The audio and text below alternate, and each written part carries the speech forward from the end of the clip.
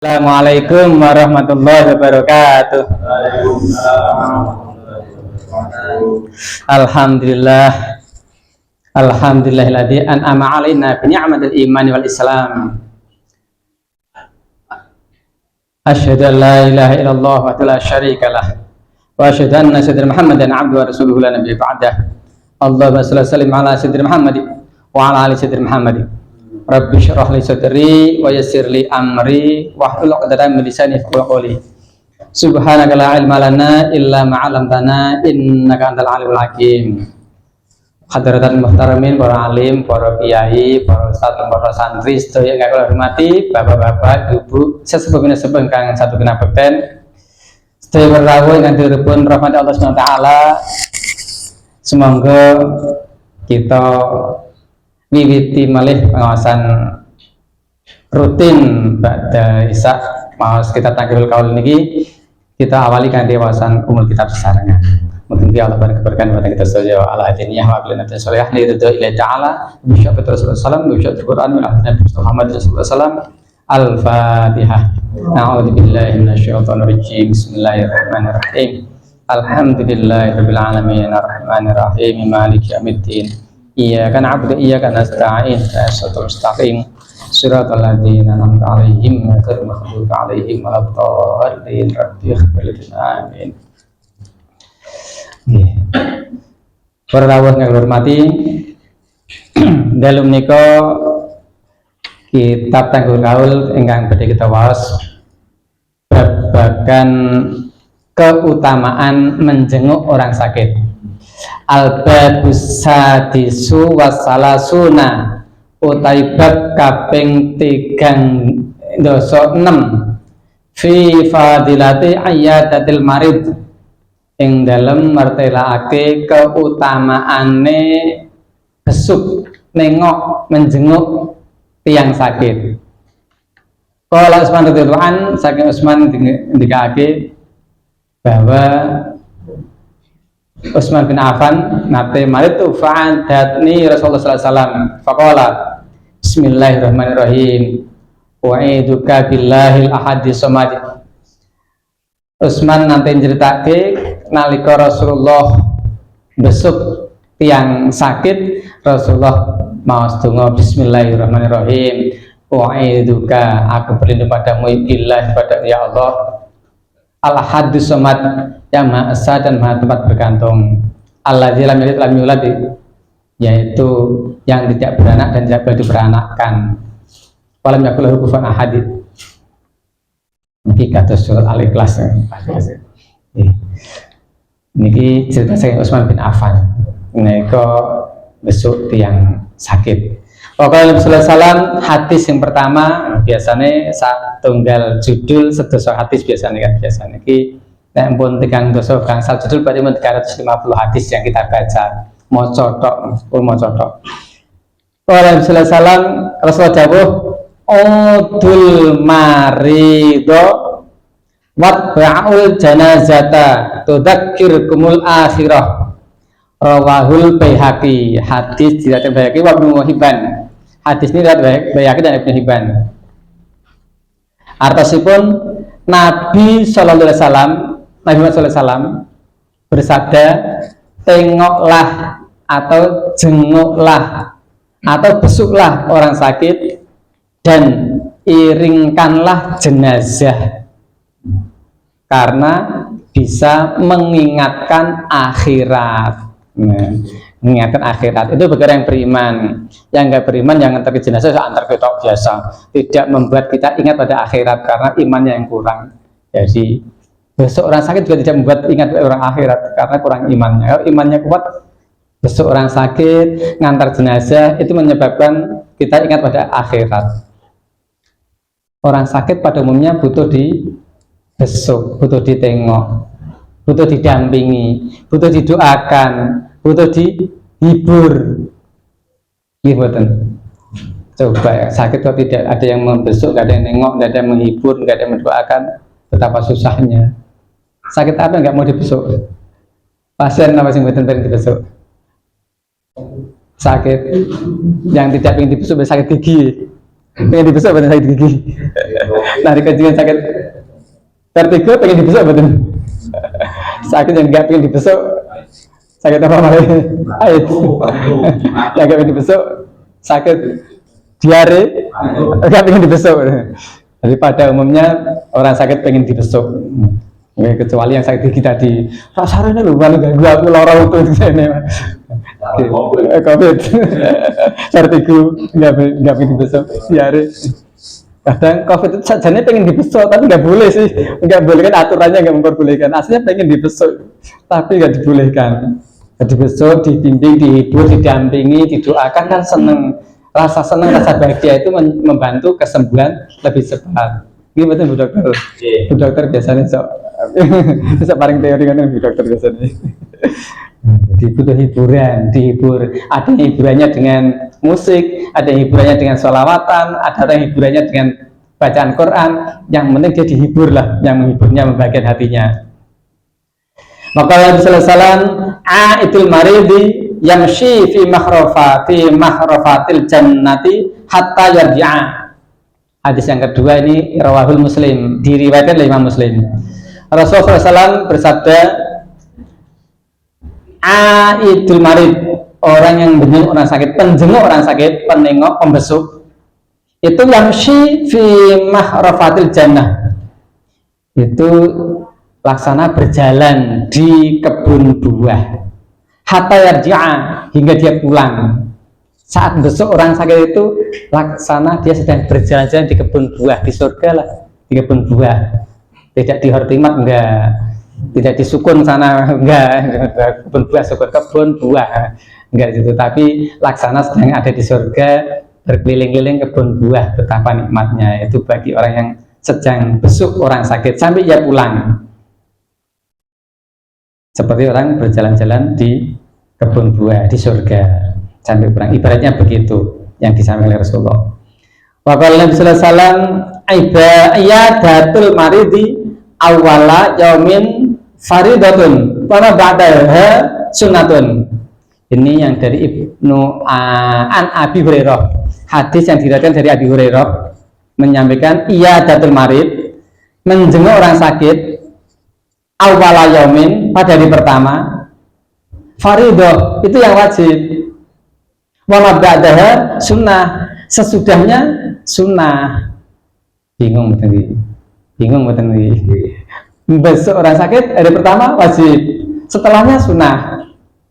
Maksudnya besok pertamanya itu yang wajib, besok kedua sudah sunnah, nggak wajib lagi. Kados yang ibadah haji itu loh, berangkat haji pertama wajib, haji kedua nggak wajib lagi, sunnah.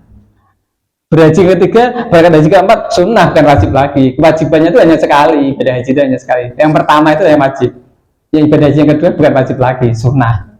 Jadi ini besok orang sakit hari pertama itu yang wajib, yang keduanya ya sunnah. Ya kalau nggak besok dosa nggak Pak ya, kalau nggak besok dosa nggak jadi, kan wajib fardu ini. Kalau nggak besok dosa nggak ya?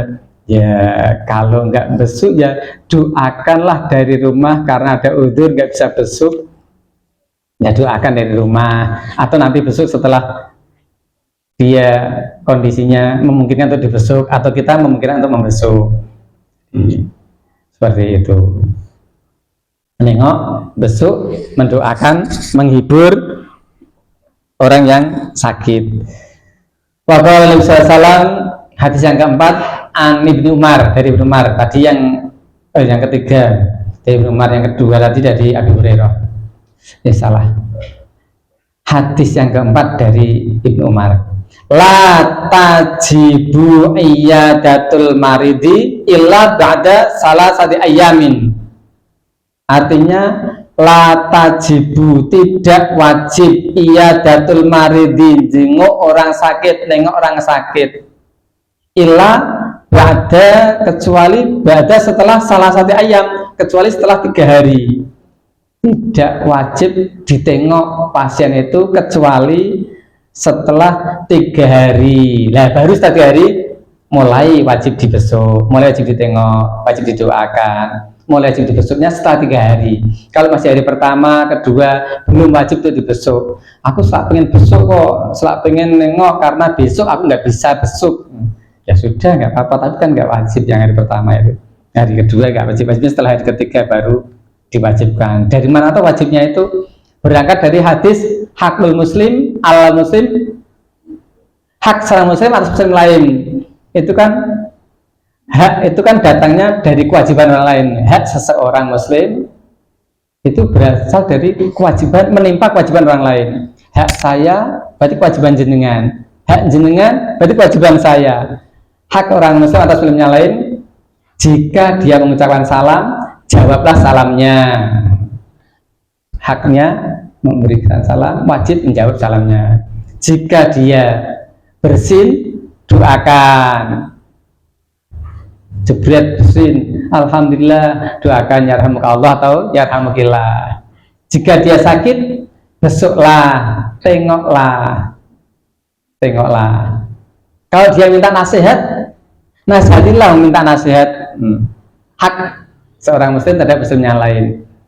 Yang kelima, jika dia wafat meninggal dunia, antarkan jenazahnya, jangan suruh berangkat sendiri. Maka dewi pongkol itu atau ngutangi oleh, maka dewi tetap aja diantar jenazahnya, jangan suruh berangkat sendiri. Maka oleh Rasulullah hadis yang kelima, man ada maridon solihan kharaja ma'ahu sab'una malakan yastaghfiruna lahu wa yakhrujuna min baitil marid ma'ahu wa yadkhuluna ila baitihi. Man ada maridon solihan, man sapane wong ada maridon, besuk orang sakit, solihan yang soleh, besuk orang soleh, sing sakit wong soleh nih. Jangan mesti ngertos maksudnya orang soleh, bukan anak Pak Soleh, bukan jenengi soleh, tapi yang dimaksud soleh itu orang yang bagaimana lah, bukan anaknya Pak Soleh, bukan namanya soleh, tapi besuk pasien yang solih. Kharaja ma'ahu, akan keluar bersamanya, bersama orang besuk itu. Sab'una malakan, 70 malaikat mengiringinya. Umpami kula besuk jenengan, jenengan yang salah sedaya to niki. Oh jangan salah sedaya niki bapak-bapak. Lah, kula besuk jenengan. Lah, karena jeneng wong saleh sing kula besuk, mula sing ngiringi kula niku sendampingi kula niku 70 malaikat. Sing ndampingi 70 malaikat. Yastaghfiruna lahu. 70 malaikat itu memohonkan ampun padaku, pada saya dimohonkan ampun. Dimintakan ampun ya Allah. Lah nek sing jaluk ngapura bisa datang ke Allah malaikat. Kan dimana dikabul ya sing jaluk malaikat mboten gadah dosa. Nek sing jaluk ngapura menungso kadang gadah dosa belum tentu dikabulkan. Sing jaluk ngapura malaikat dikabulke dening Allah. Jadi nek kula besok jenengan sing wong saleh ini lebih gerah, kula niku dibarengi 70 malaikat nyuwun ke ngapura kula dinyuwun ngapura malaikat. Ya Allah, ampuni dosanya iblis ya Allah. Ampuni. Sing nyuwun ke 70 malaikat. Wa yakhrujuna min baitil marid, dan ketika keluar dari rumahnya si pasien yang sakit itu tadi, ma'ahu berserta pula malaikat 70 malaikat itu, wa yadkhuluna ila baitihi. Kemudian 70 malaikat itu keluar dari rumah pasien pula, masuk ke rumah si penjenguk tadi, si pembesuk tadi, orang yang menengok orang sakit tadi, memohonkan rahmat Allah SWT, memohonkan Allah dikeluarkannya balak bencana di rumahnya.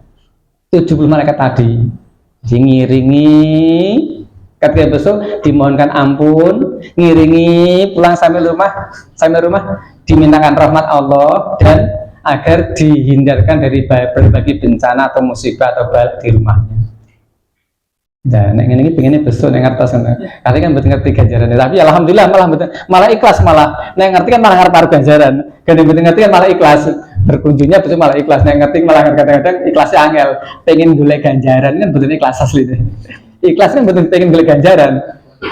Aku mangkat ngasih ben oleh ganjaran itu mboten ikhlas niku, pengen golek ganjaran kok. Sing pengen golek ganjaran mboten ikhlas. Sing ikhlas mboten pengen golek. Wis pokoke aku mangkat sekarang lah, yang penting aku seneng mangkat.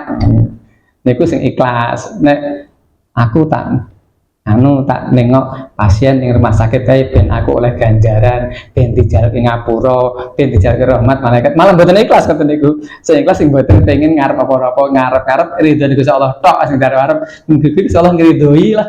Mugi Gusti Allah meridhoi apa yang kulakukan ini, diridhoi Allah, disenengi Gusti Allah. Nek Gusti Allah seneng kan soal boy swargane mangke. Ya disenengi. Jadi tidak mengharap apapun, malah ape. Wah, lain ngono, tiwas aku ngerti, mending ora ngerti ya. Ya mending ngerti lah daripada ora ngerti, mending ngerti. Mending ngerti daripada ora ngerti ilmunya. Maka Allah salam hadis yang ke-6. Man ada maridon, siapa yang besuk orang sakit, lam yazal fi khurafatil jannah. Siapa yang jenguk orang sakit selalu berada di kebun buah surga. Kebun buah surga, selalu berada di kebun buah surga. Tentu saja lebih nikmat nantinya kebun buah surga itu daripada di hortimat atau kebun buah di pinggir jalan itu. Ya Allah. Bagaimana dengan perawat Pak ya? Dokter gimana kalau dokter sedang, apakah dia berada di kebun buah terus? Para perawat itu yang mengunjungi, para dokter itu yang mengunjungi pasien, gimana dia berada di kebun buah terus Pak ya? Ya tergantung keikhlasannya, dia saat itu ikhlas atau berharap. Kalau berharap imbalan dari pasien itu, ya tidak ikhlas namanya, berada di imbalan dari pasien itu. Kalau seikhlas sekarang sedang menunaikan tugasku iki ya, tugasku itu penting aku ikhlas. Ada pun yang lain-lain nggak saya pikirkan, yang penting aku ikhlas melakukan tugas ini. Dengan keikhlasan itulah membuat dia berada di kebun buah surga.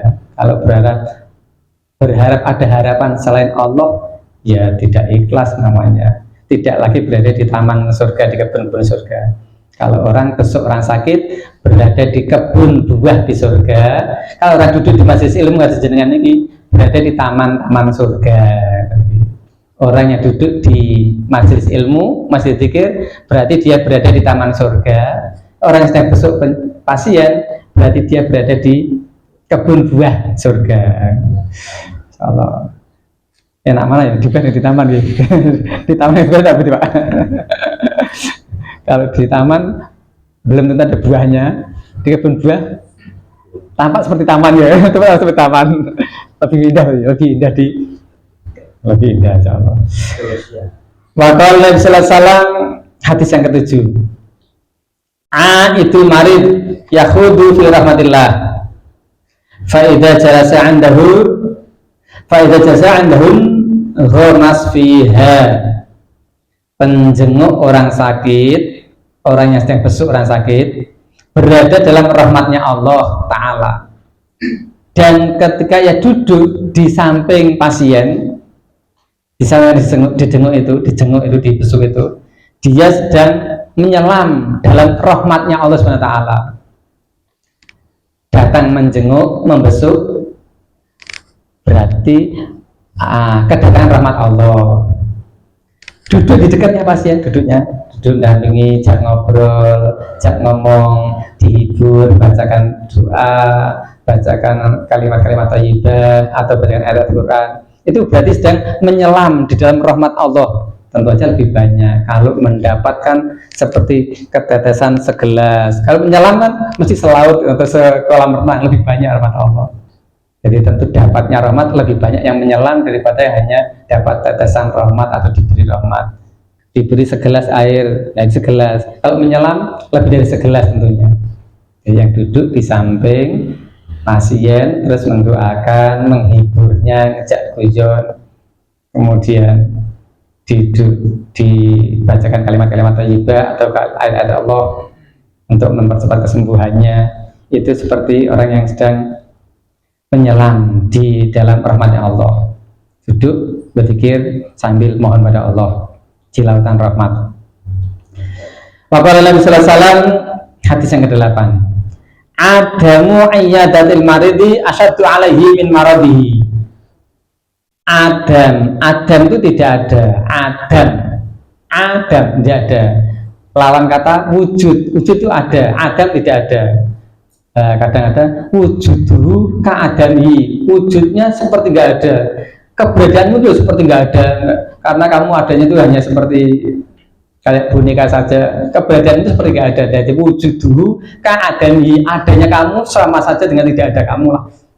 Nah, ini adamu iya datil marid, tidak adanya orang yang besok, asyaddu alaihi, lebih berat baginya min maradihi, daripada menahan sakit itu sendiri.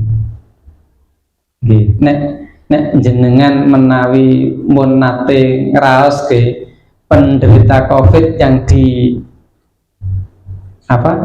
diasingkan, diisolasi, itu justru lebih parah rasa sakitnya dibanding penderita COVID yang hanya isolasi mandiri di rumah.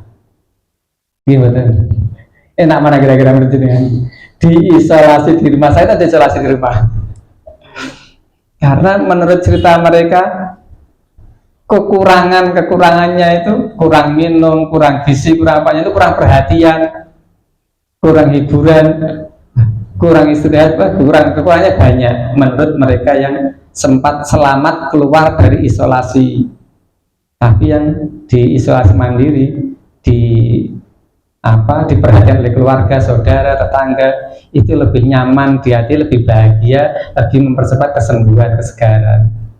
Tidak ada yang besuk sama sekali kan, dilarang besuk kan, diisolasi nggak boleh besuk, lebih sakit rasanya. Di besuk kan mempercepat kesembuhan, nggak dibesuk, aduh ya Allah, mempercepat kematian, malah tidak mempercepat kesembuhan karena tidak ada yang besuk, sedih, ngenes lah, loro, parah, nggak ada yang besuk, nggak ada yang nganter minum, padahal butuh minum. Aku pengen susu, nggak rasa nganteri susu, nganteri baju putih, aku pengen minum yang memang segar-segar, gak ada yang ngasih. Aku pengen rujak, gak diberi rujak, ya isolasi. Ya waktu COVID dulu mudah berlalu, alhamdulillah. Ya semua selamat, alhamdulillah, terlewatkan dari COVID kemarin, diselamatkan, alhamdulillah. Ya Allah, yang tidak selamat jamaah sini 1 atau 2 Pak? Yang dulu jamaah sini, yang dulu rajin ada di sini, dulu rajin ada, rajin pujian, sampai komat gak ada yang datang, imami sendiri baru datang makmumnya. Ya Allah, ternyata gak tahan kena COVID. Ya Allah. Mudah-mudahan Allah mengampuninya, memberikan rahmat dan ampunannya, tidak ditempatkan di tempat yang layak baginya dan yang seperti taman surganya. Ya Allah. Waqala Rasulullah, hadis yang ke-9, al-iyadatu fawaqu naqatin, menjenguk orang sakit itu waktunya seperti antara 2 perahan unta. 2 perahan unta, merah unta 1 selesai, merah unta lagi 1 lagi selesai. Kira-kira berapa menit ya? Jadi idealnya besuk orang sakit itu idealnya tidak melebihi dari waktu memerah 2 unta. Karena kalau jadi nanti terus kira-kira benar menit merah unta. Nek Pak Jen mulai sakit kira-kira mulai Pak Jen mau nanti merah sapi 1 perahan sapi berapa menit, 2 sapi berapa, lalu unta ya mirip lah merah unta, merah sapi mirip lah. 2 unta atau 2 sapi berapa menit kira-kira ya? Saya juga nggak bisa kira-kira, nggak pernah jadi pemerah sapi. Pintar Pak RT, kita sini. Saya pengalaman merah pintar. Betul di sapi, unta, dia unta. Jadi tidak terlalu lama, tidak pula sekejap matanya. Baru datang pamitan, hanya setengah menit langsung pamitan pergi, nggak ada sebut langsung pergi pamitan. Ya kira-kira seukuran merah 2 unta itulah. Waqala Nabi sallallahu alaihi wasallam, hadis yang ke-10, wa min tamami ayyadatil maridi an yad'a ahadukum yadahu ala wajhihi aw ala yadihi fayas'aluhu kaifa huwa wa tamamu tahiyatikum bainakum al-musafahah bainakumul musafahah. Wa min tamal yadati, sebagian dari kesempurnaan menjenguk orang sakit, kesempurnaan menjenguk orang sakit besuk, kesempurnaan besuk adalah meletakkan tangan di atas wajah orang yang dibesuk itu. Pak, nggak sopan tuh Pak, masa ini komandan gua, masa tangan merah, waduh kan nggak enak tuh Pak. Ya amit-amit telah sewu. Kados nopo bener apa mboten? Terus aku kok di sini gitu. Ya, pripun caranya dia tidak merasa diperlakukan direndahkan gitu. Karena termasuk kesempurnaannya meletakkan tangan di atas wajahnya. Nggak berani Pak, ini komandanku, aku hanya merah beret dia bintang, masa begitu nggak berani tuh Pak. Atau ya kan nggak berani gitu, atau tangan si sakit lah, tangan si sakit, tangan kita taruh di atas tangan sakit, oh nggak panas lagi, ya sudah adem sekarang, ya udah gimana rasanya, enak, saya dipijit-pijit kan, meletakkan di atas tangannya, dia kepalanya nggak berani, ya di tangannya saja. Dan menanyakan bagaimana kabarnya, kondisinya gimana, karena lebih baik ya, sudah membaik ya, mudah-mudahan cepat membaiklah, cepat sembuh. Dan kesempurnaan penghormatan di antara kalian adalah berjabat tangan, salaman. Ya salaman untuk lah. Kan kayak COVID yang berlewat, nah ini salaman terus sekedar menentang. Saat ini salaman lah, pejabat tangan pun lewat pun salaman. Kesempurnaan dari bentuk penghormatan besuk tengok orang sakit. Ini karena sudah 10 hadis berarti satu bab sudah terselesaikan. Alhamdulillah. Kalau bab yang kemarin diulang lagi atau cukup segini Pak? Sepintas speed hadis yang kemarin, barangkali kemarin ada yang belum mengikuti karena belum bangkit semangatnya, sehingga perlu disampaikan lagi. Fadilah mensedikitkan tertawa yang kemarin adalah fadilah mensedikitkan tertawa, bukan ngurangi bukan sakit dikurangi, mensedikitkan. Kalau Rasulullah SAW bersabda, kasratud dhahiku tumitul qalbi. Artinya banyak tertawa itu mematikan hati. Artinya mati nek kakean guzu maksudnya wong kok urip kakean guzu. Akan guyon, hati ini mati. Hati yang mati itu ya hati yang tidak tumbuh subur dalamnya zikrullah. Zikir-zikirnya jadi hilang, berkurang, hilang. Hati yang mati itu udahnya subur, hati yang banyak zikirnya, hati yang subur itu.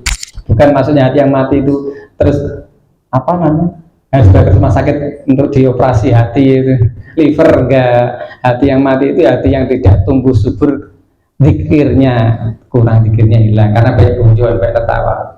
Dianggap mati, hatinya kosong dari zikrullah. Wa qala sallallahu al-dhahiku fil masjidi dzulmatan fil qabri. Hadis yang kedua, tertawa di dalam masjid, ngakak-ngakak maksudnya di dalam masjid, itu merupakan kegelapan dalam kubur. Kegelapan dalam kubur karena hatinya jadi mati, jadi gelap kuburnya. Canda, gurau, guyonan, gojekan tanpa makna, guyon tanpa makna. Apalagi sampai mengganggu orang yang sholat, mengganggu orang yang zikir, menjadi gelap hati, tidak melihat lingkungan sekitarnya, hingga tidak ada rasa empati, peduli pada orang lain, tidak dirasakan olehnya, bahwa dia itu mengganggu. Ya, nun saya maaf saja ini, saya juga sering terganggu kalau sholat siang hari ke arah sana itu. Sholat siang hari ke arah sana sering terganggu karena banyak anak-anak di belakang itu tidak sholat, ikut tapi cerita terus sebelahnya, cerita tuh ya ikut gerakannya ikut tapi kalimatnya cerita terus panjang sholat itu. Assalamualaikum warahmatullahi wabarakatuh, segera lari pergi agar tidak ditegur oleh orang dewasa. Pinter dia datanya kalau semua ada takbir dia mendekat, kalau ada orang yang belum takbir dia masih di luar, itu semua takbir mendekat kan gak ada yang akan mengingatkan. Itu assalamualaikum warahmatullahi wabarakatuh pergi bercepat begitu sehingga gak ada yang menegur. Itu sebenarnya saya merasa terganggu ketika sholat siang di sana. Maka kalau subuh lumayan subuh nggak begitu terganggu, jam terganggu. saya yang terganggu. Mungkin yang lainnya sudah karena sudah tikatnya hebat, tikatnya khusyuk, nggak terganggu, nggak apa-apa, dia guyon nggak apa-apa, anak itu guyon nggak apa-apa. Iya, tikatmu khusyuk, hebat. Kalian kan bisa khusyuk, sehingga mesti terganggu dengan cerita yang di belakang saya. Di belakang barisan itu, jadi sepanjang sholat itu tidak baca apapun kecuali cerita dengan sesama teman yang ngomong terus sampai akhir sholat ngomong terus kita. Ya tidak lari-larian, nggak kejar-kejaran, ngomong terus tuh. Ya Allah, mudah-mudahan orang tuanya sadar lah mengingatkan anaknya sehingga hadirnya anak ke masjid atau ke musola itu tidak membawa dosa orang tua yang di rumahnya. Jadi tidak membawa pahala, membawa dosa, datang dosa bagi orang tuanya karena orang tuanya nggak pernah mengingatkan kepada anaknya yang datang ke masjid untuk bercanda berguru itu. Tidak membawa pahala bagi orang tua, justru membawa dosa bagi orang tua yang tidak pernah menegur, mengingatkan anaknya. Harusnya diingatkan, ditegur. Adapun nanti anak itu main lagi, gojek lagi, guru lagi, kewajiban orang tua sudah gugur dan mengingatkan, tidak kena dosanya. Nanti di rumah diingatkan lagi, ditegur lagi. Nanti kamu kalau di masjid, di musola, ikut sholat ya jangan mengganggu orang sholat, jangan teriak-teriak, lari-lari atau cerita terus. Begitu diingatkan. Kalau orang tua nggak pernah mengingatkan sama sekali, itu namanya orang yang tua yang tidak peduli pada anaknya. Waktu yang selesai di yang ketiga, mandahika kohkoha. Fakul nasya baban minal ilmi. Artinya barang siapa tertawa terbahak-bahak nih, kohkoha ini terbahak. Mandahika kohkohatan. Fakul nasya, maka dia benar-benar telah lupa baban minal ilmi, satu bab dari sebuah ilmu. Ia terlupakan, hilang satu bab dari ilmu yang dia miliki, hilang karena tertawa terbahak, ngakak-ngakak itu. Ilmu hikmah, ilmu makrifat, ilmu tentang sholat khusyuk, ilmu tentang cara membuka hati, telepati, grammar Arab, nahwu sorof, ya hilanglah ilmu itu. Hilang. Salah satunya ada yang hilang ketika dia tertawa terbahak. Misalkan Pak dokter sedang membuat disertasinya, sedang konsentrasi penuh, tiba-tiba datang orang ngajak ngakak ketawa, mesti konsentrasinya buyar atau hilang.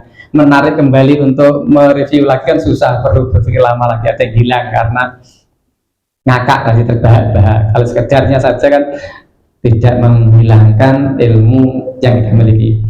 Wa qala Rasulullah hadis yang keempat, mandhaika kohkoha faqad majjal aqli majjatan. Siapa tertawa yang terbahak-bahak, ngakak-ngakak, maka dia benar-benar telah memuntahkan akalnya sekali muntahan. Memuntahkan akalnya yang membuang ilmu tadi, sebagian ilmunya terbuang, lepas sebagian ilmunya karena tertawanya sampai terbahak-bahak, ngakak-ngakak begitu. Maka cukup ya tidak usah ngakak-ngakak terbahak-bahak, cukup senyum tertawa gimana ya kan, ngakak ya sedikit aja lah, mengsedikitkan, tidak sampai banyak-banyak lah, mengsedikitkan. Wajar lah ujung ngakak itu wajar, tapi tidak sampai banyak-banyak, mengsedikitkan, dikurangi, bagaimana mengsedikitkannya. Bapak Alaihi Wasallam mandahika kasiran di dunia, baka kasiran fil akhirah. Hadis yang kelima, mandahaka kasiran di dunia, barang siapa banyak tertawa di dunia, kasiran akeh gusune ning dunya, baka kasiran fil akhirah, maka banyak menangis di akhirat nanti. Banyak menangis di akhirat kan, di dunia sudah banyak tertawa, di akhirat banyak nangisnya. Karena manusia itu kan mesti mengalami dua hal, menyenangkan dan menyedihkan, menyenangkan dan menyusahkan, membahagiakan atau mengsengsarakan. Kalau yang membahagiakan sudah diambil duluan, dihabis-habiskan, ya yang tertinggal, yang tersisa yang menyengsarakan dan yang menyusahkan yang tersisa. Tapi kan yang menyusahkan, yang menyengsarakan itu sudah diambil duluan, berakit-rakit dahulu, bersusah-susah dahulu, berusaha keras dahulu, berjuang dulu mengusir penjajah. Maka kemerdekaan diperoleh kemudian, kesenangan bagian diperoleh kemudian. Karena tiap manusia akan memperoleh dua hal ini, senang dan susah akan dimilikinya. Siapa yang ambil senangnya dulu, mangdohaka kasiran di dunia, banyak tertawa di dunia, maka baka kasiran di akhirat, banyak menangis di akhirat nanti. Bapak Rasulullah hadis yang berikutnya lagi, mangdohaka kohkohan la'anahul jabbar wa mangdohika kasiran istahaqqa bihinna. Barang siapa tertawanya terbahak-bahak, maka al-jabbar, Allah melaknatinya. Dan barang siapa banyak tertawa, maka berhak masuk neraka. Ya Allah, banyak melanggar syariat, maksudnya banyak tertawa di sini, maksudnya banyak melanggar syariat Islam, merasa senang, merasa bahagia bisa meninggalkan sholat, terus sibuk untuk mencari urusan dunia, terus bahagia dengan tidak sholat itu, maka berhak masuk neraka baginya. Jadi maksudnya di sini bukan hanya sekedar tertawa terbahak, tapi senang meninggalkan syariat Allah, sehingga dia merasa bahagia, merasa senang dengan tidak melaksanakan perintah-perintah Allah, bahkan melanggar larangannya, berhak baginya istahaqqa bihinnar, berhak masuk neraka. Wa qala Nabi sallallahu alaihi wasallam, man kasuradhihi kasura khatuhu, siapa banyak tertawanya maka banyak kesalahannya. Siapa yang banyak ngeguzu, menertawakan, ngece-ngece, ngeremeh kesalahan orang, berarti menyinggung kesalahan orang toh, maka banyak kesalahannya karena banyak menyinggung perasaan orang. Ngeguzu masuk iman kasurati mentertawakan, guzu ngece-ngece, ngeremeh, berarti kasura khata'uhu, banyak kesalahannya karena menyinggung perasaan orang lain. Wa qala Nabi sallallahu alaihi wasallam, man kasura dhikuhu yastakhifu bihin nas, barang siapa banyak tertawa maka manusia meremehkannya. Diguyu lah, diguyu kakean guyon, akhirnya diremehkan orang lain. Wa qala Nabi sallallahu alaihi wasallam, man takallama bi kalimatin hatta yadhaka biha julasa'u adaruhullahu ta'ala finnar. Barang siapa yang berkata sehingga perkataan tersebut membuat temannya tertawa, maka Allah Ta'ala menyiksanya di neraka. Duh, iya toh? Kok terus lantas gimana dengan nasib si komedian? Pelawak beda. Gimana nasibnya? Katanya siapa man takallama bi kalimatin hatta yadhaka biha julasa'ahu adabahullahu ta'ala finnar. Siapa berkata perkataannya tersebut membuat temannya tertawa, Allah menyiksa di neraka. Berbeda dengan komedian yang niatnya menghibur. Maksud di sini adalah membuat orang tertawa itu meremehkan. Aku ngece bocah kuwi sidik melu guyu mergo ngesah iki mau. Maksudnya membuat tertawa gitu. Aku ngece sidik guyu seneng mergo aku ngece sidik. Nah, itu maksudnya membuat orang tertawa itu gawe wong liya guyu.